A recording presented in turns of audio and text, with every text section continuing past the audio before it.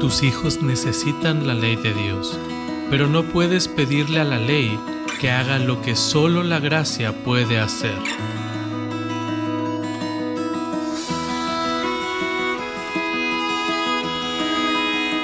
La crianza es un llamado divino, un privilegio inmerecido y sí, un reto enorme.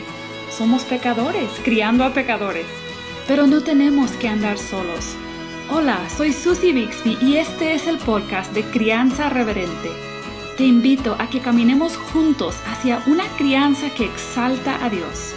Tú, yo y nuestros hijos, delante de Dios.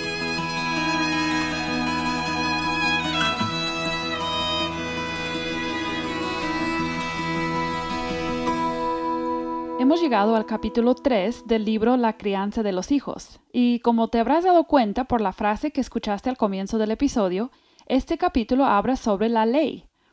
Quiero recordarte, si estás siguiendo el estudio con nosotros utilizando el libro o la guía, que la secuencia recomendada es leer primero la porción del libro que corresponde, si es que decidiste comprar el libro, luego escuchar el episodio y después de haberlo escuchado, entonces tomar un buen tiempo para contestar las preguntas de la guía. Podrías contestarlas junto a tu cónyuge o llevar tus preguntas contestadas a la reunión de tu grupo si están haciendo el estudio juntos. Personalmente estoy orando fervientemente que la palabra de Dios enseñada en este estudio lleve mucho fruto en muchos hogares.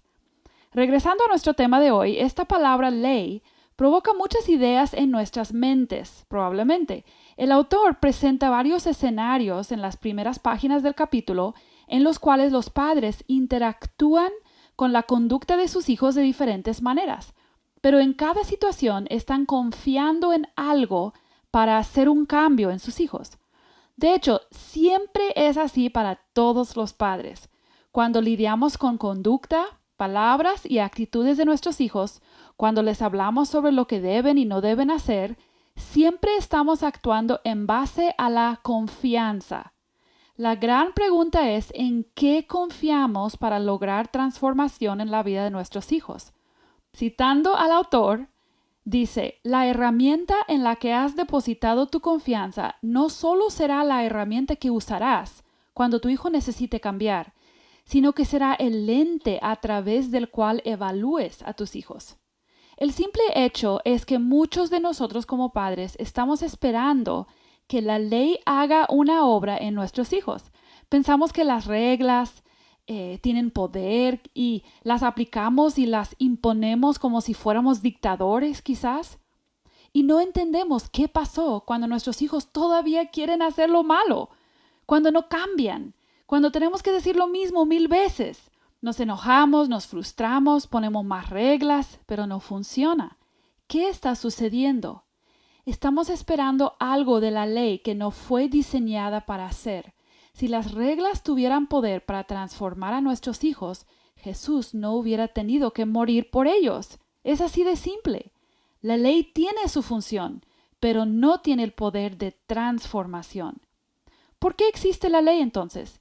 ¿Tiene algún uso hoy en día o es cosa del pasado? Hay muchos que dicen que debemos criar solo por gracia y sin ley. ¿Será cierto? Recordemos que la ley fue dada por Dios y tiene lugar en nuestras vidas hasta el día de hoy. ¿Qué función tiene? Nos imparte sabiduría para pecadores que no sabemos discernir el bien del mal. Dios usa la ley para proveerles a nuestros hijos la guía y la sabiduría que tanto necesitan. La ley también provee la gracia de la convicción de pecado. La ceguera espiritual es peligrosa y mi hijo necesita verse claramente porque no naturalmente va a creer que es pecador. La ley es una herramienta para que nos midamos contra el estándar de Dios y reconozcamos nuestra necesidad.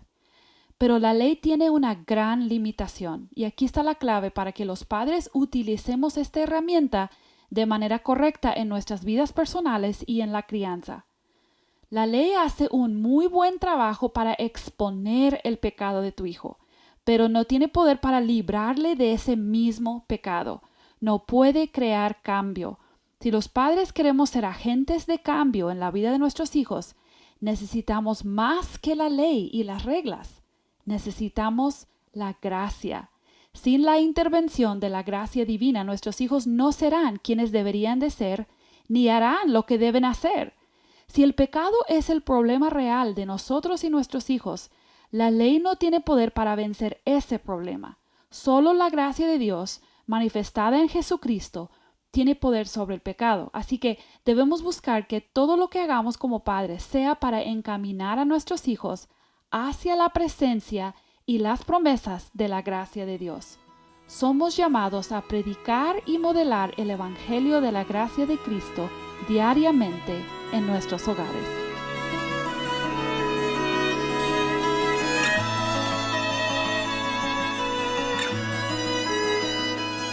Creo que el tema que estamos enfrentando el día de hoy es un tema clave, no solo en la crianza, sino también en nuestras vidas espirituales como padres, la ley y la gracia. Así que le pedí a mi esposo Mateo que me acompañara en esta conversación porque creo que necesitamos un teólogo para este tema. Gracias, Mateo, por aceptar hablar de este tema un poco complicado. Así que vamos a meternos de lleno. Dime, ¿la gracia y las reglas son incompatibles? Creo que esta es una idea bastante distorsionada de lo que es tanto la gracia como la ley de Dios. Creo que escuchamos frecuentemente personas decir cosas como, mira, aquí en nuestro hogar somos un hogar que creemos en la gracia. Aquí no tenemos reglas, aquí nos enfocamos en el amor y en el corazón, no en el exterior. Y eso nos parece muy atractivo, incluso parece poder tener alguna base bíblica, pero realmente esta idea no viene de la palabra de Dios, sino viene de nuestra cultura. Podemos verlo en el énfasis de que cada quien pueda hacer lo que quiera, de seguir sus propios deseos, de que nadie te ponga límites, autoestima, incluso la crianza, iba a decir crianza reverente, no, la crianza respetuosa, sí, ¿verdad? Es una de las ideas básicas de ese estilo de creencias. Ahora, el problema es que frecuentemente esto hace lo que dice Judas, versículo 4. Convierte en libertinaje la gracia de Dios. Pablo mismo en Gálatas 5:13 dice que sí, fuimos llamados a libertad. En el versículo 1 dice que estemos firmes en la libertad a la que hemos sido llamados. Pero nos advierte en el versículo 13 que no usemos la libertad como ocasión para la carne, sino servirnos en amor los unos a los otros. Entonces, muchas veces la idea común es que la gracia significa que tratamos a todos con amabilidad, que nunca vamos a confrontar a alguien, nunca vamos a imponer reglas a alguien, no vamos a obligarles a hacer algo que ellos no desean hacer, pensando en particular en nuestros hijos. Pero esa no es la gracia. La gracia de Dios confronta el pecado, no nos deja donde estamos, sino que nos quiere ayudar a transformar. Dios no hace la vista gorda y la gracia no hace la vista gorda. Si pensamos en el Nuevo Testamento, por ejemplo, hay 1648 verbos imperativos. Esos son mandamientos. Wow. 1648. Pensamos que eso de la ley, de los mandamientos, eso es del Antiguo Testamento. No. Incluso en las 13 epístolas del apóstol Pablo hay 425 verbos imperativos. Wow. Y Pablo es el apóstol de la gracia, ¿verdad? Sí.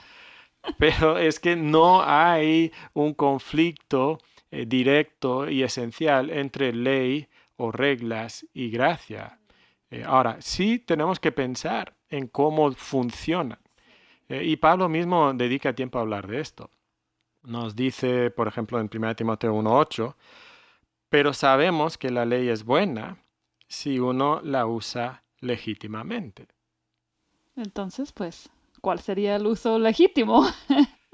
Sí, los usos legítimos entonces de la ley, creo que hay principalmente tres cosas.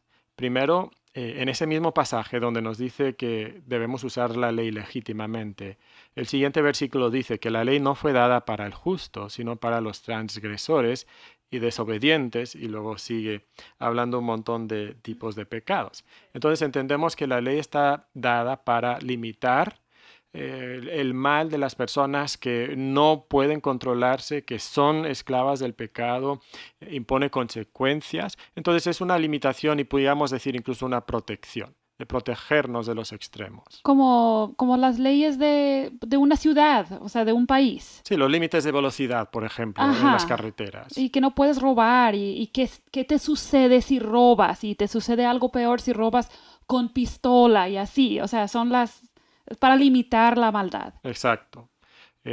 Pero no es suficiente, porque la maldad está en nuestro corazón. Entonces, la segunda función de la ley es exponer nuestra pecaminosidad. Nos dice el apóstol Pablo en Romanos 7, 7 y 8, que pues diremos, ¿la ley es pecado? ¿La ley es mala? Esa es la idea que muchos de nosotros tenemos del día de hoy. No, no, ley malo, ¿verdad? Pablo dice, no, la ley es buena, la ley es pecado en ninguna manera. Pero yo no conocí el pecado, sino por la ley, porque tampoco conociera la codicia si la ley no dijera no codiciarás. Entonces, la ley expone nuestro pecado, ¿verdad? Y la tercera función, Pablo la aclara en el libro de Gálatas, donde nos dice en Gálatas 3:24, de manera que la ley ha sido nuestro ayo para llevarnos a Cristo a fin de que fuésemos justificados por la fe. Entonces, al exponer nuestro pecado, al ver que no podemos ser limitados por la ley, nos damos cuenta del mal tan grande que hay en nuestro interior que nos hace sentir la necesidad de alguien más, algo que solucione nuestro problema real, que es el corazón.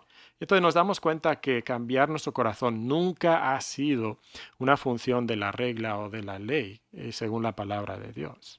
Pero esa misma ley, esas mismas reglas nos pueden hacer entender nuestra necesidad de algo más allá de la ley, como tú dices. Entonces, con los niños, o sea, en mi casa, el estar dispuesta a poner reglas significa que estoy dispuesta a obligar a mis hijos a enfrentarse con su condición real. Porque si nunca les imponemos alguna regla o nunca les obligamos a hacer cosas que ellos no quieren hacer, nunca se van a dar cuenta de cuán profundo es el problema que tienen.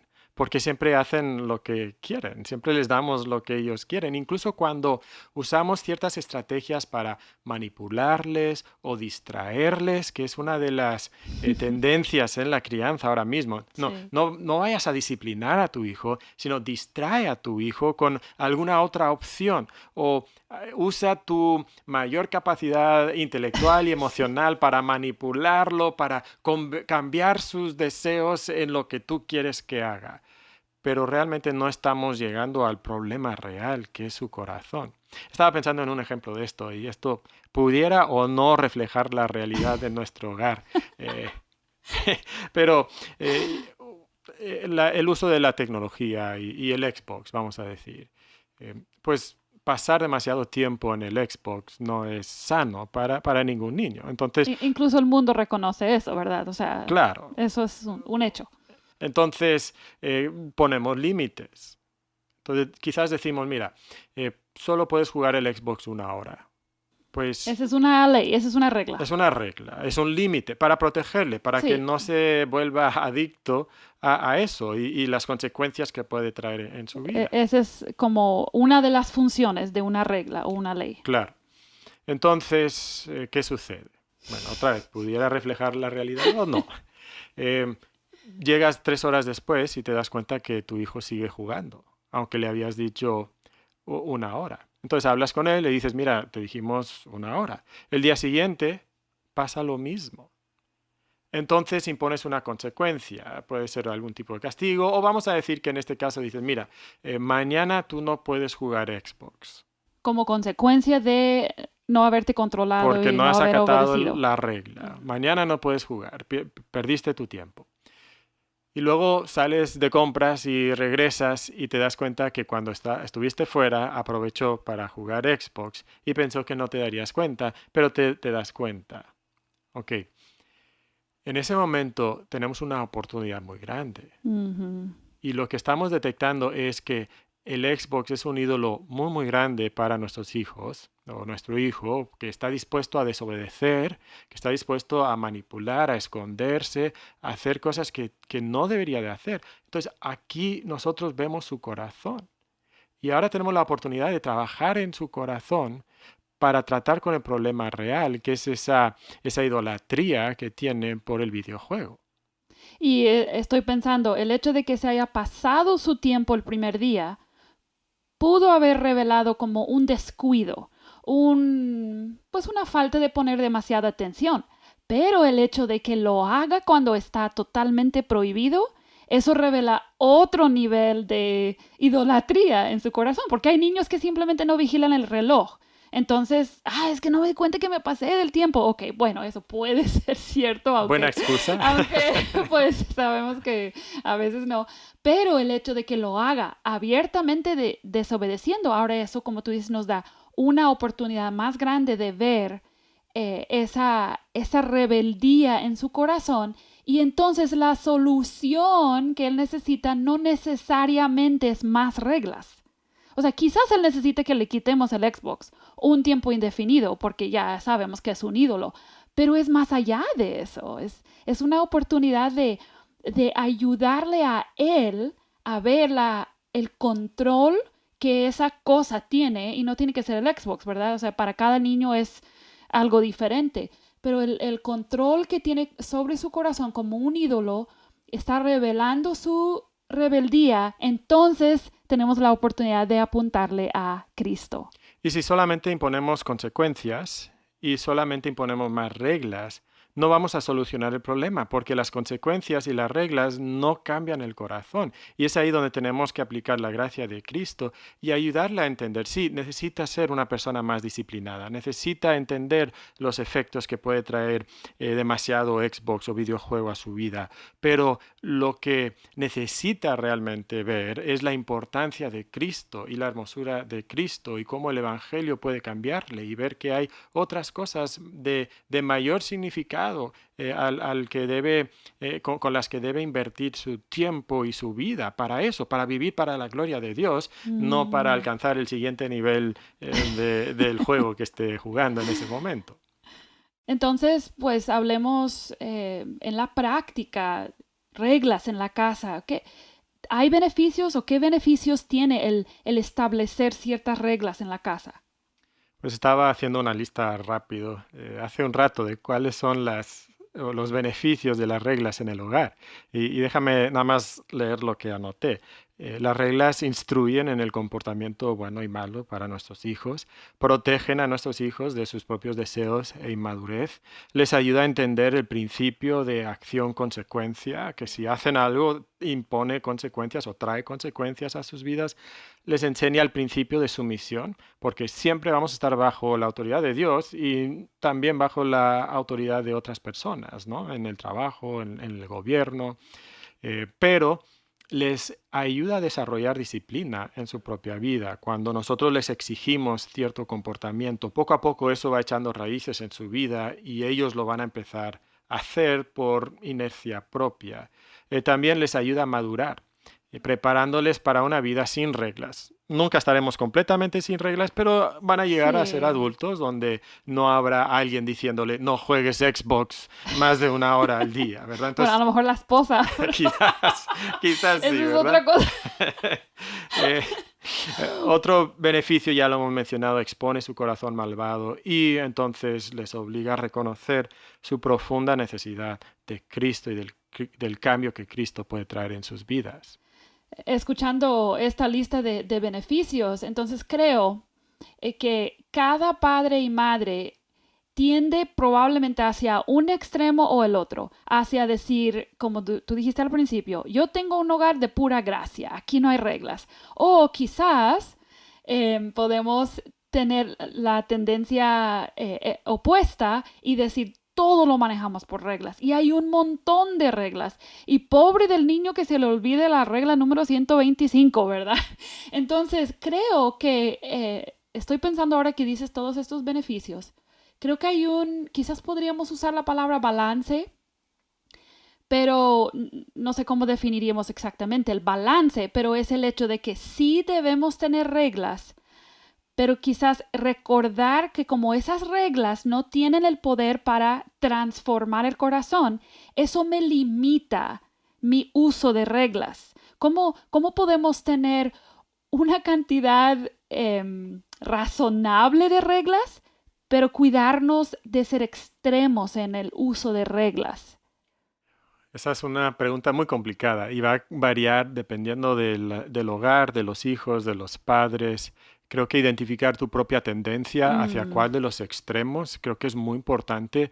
En la Biblia misma vemos estos extremos. La mayoría de los hogares, buenos hogares judíos, tenían un montón de reglas, o sea, sí. tenían todos los mandamientos de la ley, pero no, algunos no guardaban esos mandamientos. Tenemos ejemplos, por ejemplo, de Elí, el sacerdote, con sus hijos Ofni y Fineés. Nos dice la Biblia que Dios estaba airado con Elí porque él no había estorbado a sus hijos en 1 Samuel 3:13. Entonces, Dios tenía la expectativa que él debía de estorbar a sus hijos. David mismo, como padre, sabemos que no fue muy buen padre.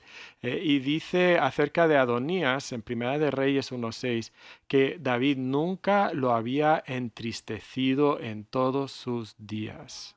O sea, nunca le había dicho no a su hijo. Imagínate eso. ¿Y qué pasó entonces? Creció y se rebeló en contra de su padre al final. Porque no fue entrenado desde un principio a obedecerle. No aprendió la sumisión, no aprendió a negarse sus propios deseos, no vio su necesidad de Dios, no vio que la gracia de Dios y la voluntad de Dios es más importante que lo que yo quiero, todo porque nunca tuvo un padre que le impuso ciertos límites, que tenía quizás reglas, si queremos decirlo así, ¿verdad?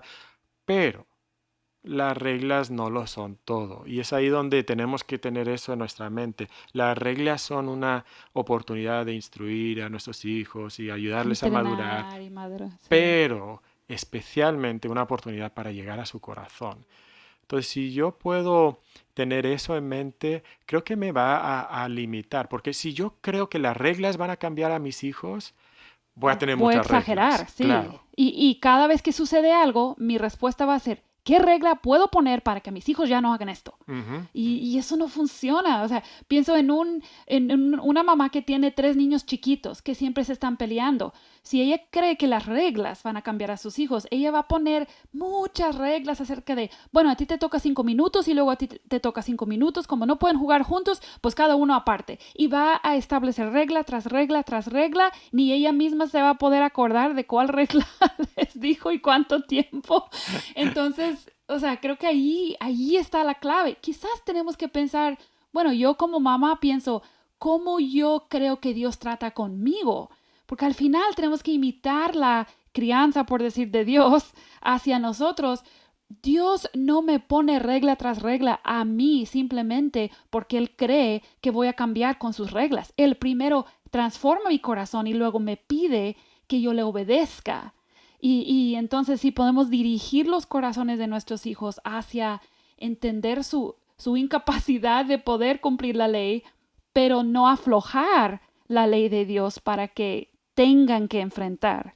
Y creo que eso es muy importante porque si no tenemos esa perspectiva, nuestros hijos van a caer en una de dos categorías. Van a ser los hijos buenos o van a ser los hijos malos. Y los malos son los que no cumplen con las reglas y los buenos son los que sí cumplen con las reglas. El problema es que los buenos también son malos. O sea, los que obedecen la ley, si Cristo no ha transformado su corazón, puede ser que simplemente están obedeciendo las reglas porque encontraron que así la vida funciona Ajá, mejor, consiguen lo sí, que quieren, les gusta la imagen de niño bueno y su ajá. corazón sigue siendo pervertido, corrupto, malo, depravado. Y entonces, como padre, recordando que la regla no lo es todo, entonces yo entiendo que aún el que obedece tiene un corazón que necesita el Evangelio de la gracia de Dios y el que desobedece también lo necesita. Y entonces ya no es niño bueno, niño malo, que va a crear más problemas en el hogar, sino es la gracia de Cristo que finalmente tiene que transformar su corazón. La regla es una herramienta, la ley es una herramienta hacia eso. Y lo vemos en la Biblia, ¿no? La progresión del plan de Dios.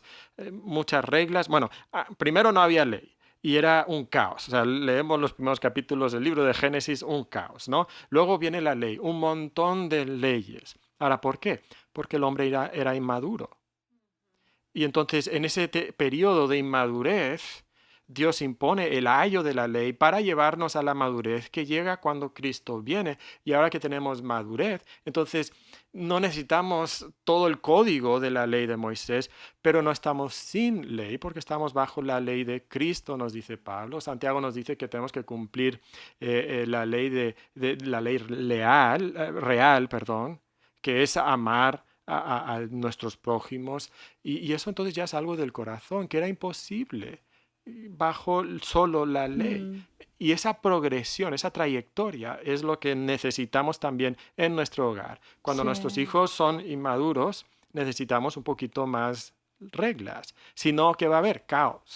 sí. Pero conforme crecen, va cambiando un poco el trato con ellos, trabajamos más con su corazón, Dios transforma su corazón y ahora ellos obedecen lo que nosotros les decimos porque primeramente aman a Dios y también aman a sus padres y también aman a sus hermanos, entonces ya no son egoístas como antes era. Hmm. Sí, esa progresión, o sea, yo pienso en las cosas tan sencillas que tú y yo enfrentamos. Por ejemplo, nuestro primer hijo nació de esos nobles que, o sea, desde que tenía 1 año decían, ¡qué noble! Y realmente no, o sea, nosotros no tuvimos que lidiar con rebeldía abierta en él por muchos años. Y luego nació la segunda y ella tenía una personalidad súper diferente. Y al principio por lo menos personalmente, mi tendencia era pensar, esta niña nació más mala, pero no es así. Y de hecho, al final concluimos que a veces con los hijos que hacen lo que piensan y no esconden nada, es más fácil tratar con su pecado. Así que si tienes uno de esos hijos que obedece todo y bien tranquilo, cuidado, mucho cuidado, porque como quiera pudieras estar criando a un rebelde que se cree justo por sus obras. Y obviamente sabemos que por las obras de la ley no somos justificados. Ese es el peligro de criar niños que son muy obedientes a la ley, pero no han tenido sus corazones transformados. Estaba pensando en el uso de reglas hacia la madurez. Creo que esto es algo que aprendemos sobre la marcha y me hubiera gustado quizás entender un poco hace 15 años. Pero, por ejemplo, yo como niña, desde la edad que yo podía leer, nos sentaban en el sillón y leíamos nuestra Biblia y orábamos. Quién sabe qué tan genuinamente lo hacíamos, ¿verdad? Pero ese era el hábito. Pero cuando yo tenía 16 años, mi papá ya no me sentaba en el sillón a cierta hora del día, pero sí me preguntaba, ¿estás leyendo tu Biblia? ¿Qué estás leyendo? Entonces ahí, sobre la marcha de los años, lo que empezó como una regla se desarrolló como un hábito sano. Y creo que podemos ver eso como estamos usando reglas o ley para entrenar a nuestros hijos. Dice que es nuestro ayo, ¿verdad? Es nuestro ayo. Entonces, entrenarlos. Que es tutor, ¿verdad? Como Sí, nuestro un tutor. tutor. Ajá. Sí. No para hacerles sentirse como santos, no. O sea, como buenos obedecedores de la ley, sino a crecer hacia esa santidad que Dios, que glorifica a Dios. Y obviamente en ese proceso lo que más deseamos es que conozcan realmente a Cristo y que Él transforme ese corazón. Pero usar la ley en la casa no estorba que Dios haga su obra de gracia en sus corazones. Algunas personas sienten eso. Y porque muchos han distorsionado la perspectiva de la gracia, la perspectiva bíblica de la gracia y la perspectiva bíblica de la ley. Y al no entenderla, entonces ahora tenemos muchos problemas y nos lleva al efecto péndulo, ¿no? De reaccionar en contra de una distorsión, pero demasiado y caer entonces en otra distorsión. Entonces ese equilibrio, ese balance, sí es sumamente importante para nuestra crianza sana y bíblica, que puede llegar no solo a cambiar el exterior, pero llegar al corazón y cambiar el interior del joven, del niño, para que cuando madure sea un hombre, una mujer que ama a Dios y que les sirve y que ama a otras personas y que sirve a otras personas y de esta manera refleja la imagen de Cristo, que eso es lo que todos queremos para nuestros hijos. Y si como padres no estamos viviendo en obediencia a Dios, experimentando esa gracia en nuestros corazones, va a ser muy difícil que lo estemos transmitiendo a nuestros hijos. Entonces yo creo que empieza con nosotros los padres también.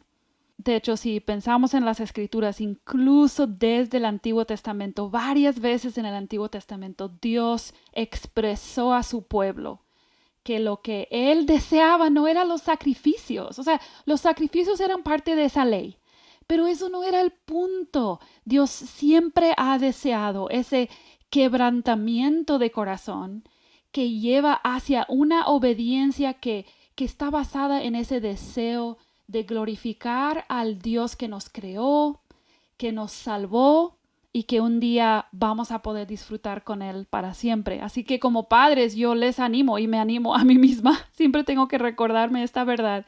Necesito yo estar meditando y, digamos, empapándome de la gracia de Dios. Y eso no significa que no leo los pasajes del Antiguo Testamento, pero siempre los interpretamos a la luz de esa gracia, esa gran historia donde Cristo se sacrificó por nosotros, extendió su gracia para que podamos tener transformados nuestros corazones de verdad.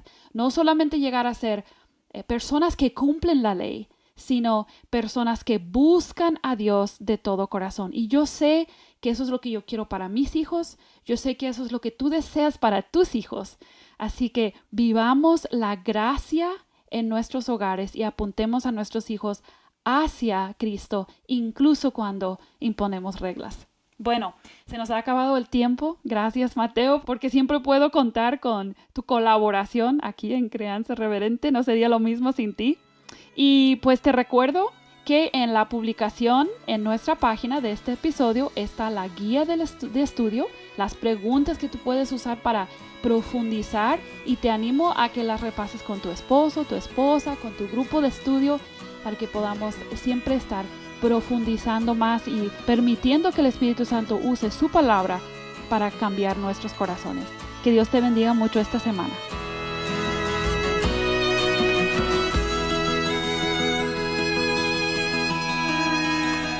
Acabas de escuchar el podcast Crianza Reverente.